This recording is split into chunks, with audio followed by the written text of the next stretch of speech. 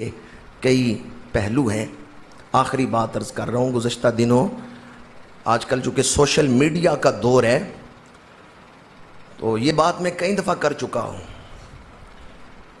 صرف مسلمان ہی نہیں سوشل میڈیا استعمال کر رہے، غیر مسلم بھی مسلمانوں کے ناموں پر سوشل میڈیا کے پیجز بنائے ہوئے ہیں فیس بک پر، اور وہ اسلام کے رنگ میں جہالت کو پھیلا رہے ہیں۔ ایک پوسٹ گزشتہ دنوں کسی شخص نے کی اور اس پر لوگوں نے بڑی واہ واہ کر دی، حالانکہ اس میں واہ واہ والی بات کوئی نہیں تھی، اسلام دشمنی تھی۔ اس نے کہا کہ مسجد میں سیمنٹ کی بوری دینے سے پہلے محلے میں دیکھ لیں کسی بیوہ کو آٹے کی بوری کی ضرورت تو نہیں۔ اس نے پیغام یہ دیا کہ مسجد کو سیمنٹ کی بوری بعد میں دینا، محلے میں کسی تنگ دست کو آٹے کی بوری پہلے دو۔ تو بعض لوگوں نے اس کو بڑا شیئر کرنا شروع کر دیا، اس پر بڑی واہ واہ کر دی، وہ بڑی بات اس نے کر دی ہے، حالانکہ یہ اسلام دشمنی ہے۔ 15,000 کا موبائل لیتے ہوئے تجھے محلے کے وہ غریب نہیں یاد آئے، مسجد کو 100 روپیہ دیتے ہوئے غریب یاد آ گئے، گھر میں LCD لگواتے ہوئے تو تجھے غریب نہیں یاد آئے، اور مسجد کی خدمت کرتے ہوئے موازنہ شروع کر دیا غریبوں کے ساتھ، حالانکہ مسجد ہی تو فکر پیدا کرتی ہے کہ غریبوں کی مدد کرو۔ 20 لاکھ کی گاڑی خریدتے ہوئے غریب نہیں، بے روزگار نہیں یاد آئے، تو کہتا میں اس وقت تک 20 لاکھ کی گاڑی نہیں لوں گا جب تک میرے محلے میں کوئی ایک بھی بے روزگار ہے، اس وقت تو غریب نہیں یاد آئے۔ اور مسجد کو 100 روپیہ دیتے ہوئے تو کہتا ہے مسجد کو نہ دو اور غریب کو دو۔ یہ اسلام دشمنی ہے۔ میں ایک طالب علم کی حیثیت سے ممبر مبارک پہ بیٹھ کر بڑی ذمہ داری سے یہ بات کر رہا ہوں، کسی اور جگہ پر 100 روپیہ خرچ کریں، اس 100 روپے کا وہ ثواب نہیں ملے گا جو ثواب مسجد میں 1 روپیہ خرچ کرنے پر مل جائے۔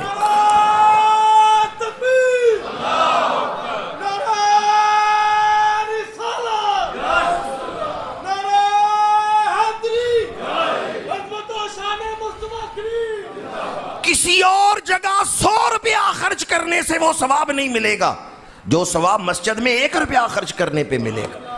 فرق کیوں ہے؟ وجہ کیا ہے؟ وجہ یہ ہے کسی اور جگہ خرچ کریں یا کوئی اپنا پیٹ بھرے گا، یا کوئی اپنا لباس خریدے گا، یا کوئی اپنے گھر کی تعمیر میں خرچ کر دے گا، پر جو پیسہ آپ نے مسجد کو دیا ہے، اسلامی درس گاہ کو دیا ہے، اس پیسے سے دین مضبوط ہوگا، اس پیسے سے اسلام کو تقویت ملے گی۔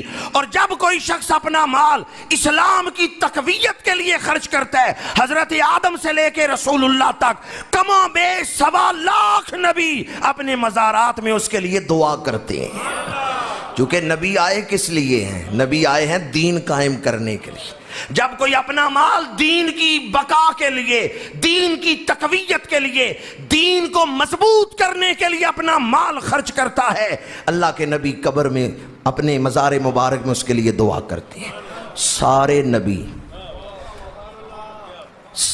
نبی دعا کرتے ہیں، جو کہ سارے نبی آئے کس لیے تھے؟ دین کو قائم کرنے۔ اور تمام نبیوں کا پیغام کامل شکل میں حضور نے دنیا تک پہنچایا۔ حضور خاتم النبیین، جہاں سے میں نے گفتگو شروع کی تھی وہیں لا کے سمیٹ رہا ہوں، عمل کہیں جا رہا ہے۔ جب حضور کے سامنے عمل پیش ہو، میرے اس امتی نے دین کو مضبوط کرنے کے لیے اپنا مال خرچ کیا ہے، حضور کا دل کتنا خوش ہوگا۔ یہ دین کس کا ہے؟ کسی مدرسے میں آپ طلباء کو دیکھیں تو یہ نہ سمجھیں فلاں محتمم کے یہ مہمان ہیں، یہ مہمان رسول اللہ کے ہیں۔ حضرت سیدنا صدیق اکبر رضی اللہ تعالیٰ عنہ نے مسجد نبوی کی زمین خریدنے میں پیسے خرچ کیے۔ آپ تو دنیا سے چلے گئے، لیکن کیا نیکیوں کا سلسلہ ختم ہو گیا؟ قیامت تک مسجد نبوی میں نمازیں پڑھی جاتی رہیں گی، حضرت سیدنا صدیق اکبر کے درجے بلند ہوتے رہیں گے۔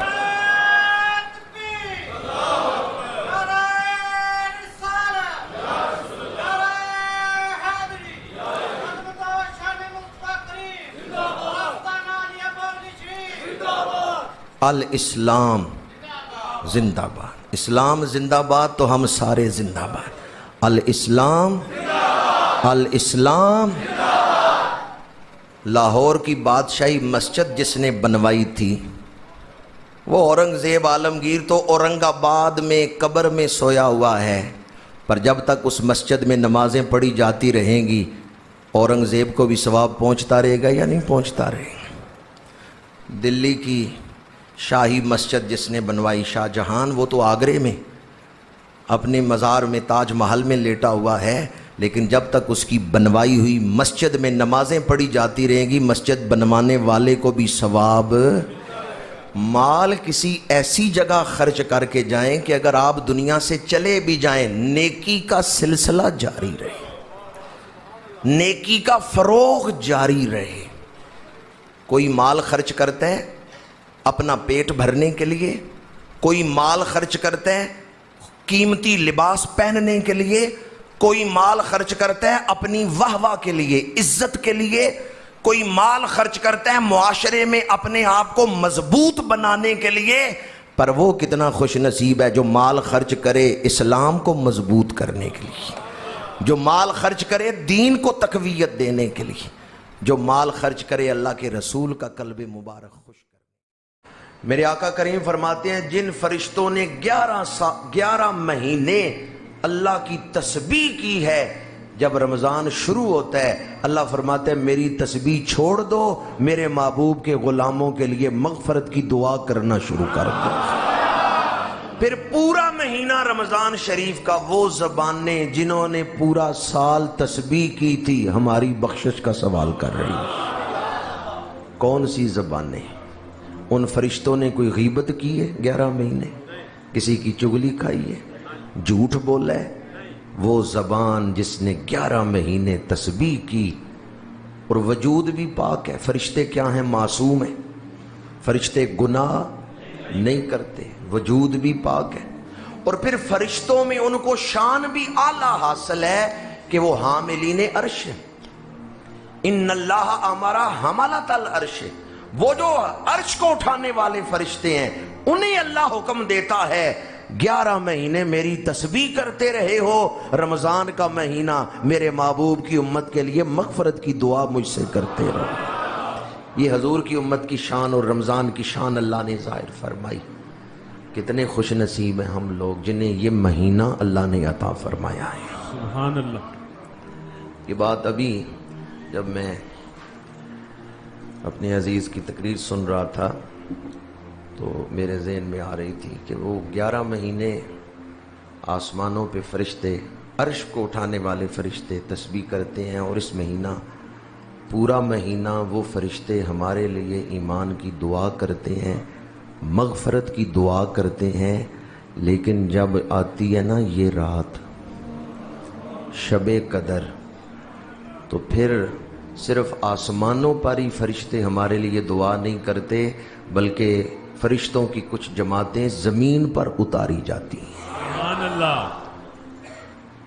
بعض مفسرین نے لکھا ہے کہ زمین والوں کی عیدیں ہیں عید الفطر اور عید الاضحیٰ، چھوٹی عید اور بڑی عید، اور ان عیدوں کی عید ہے 12 ربیع الاول.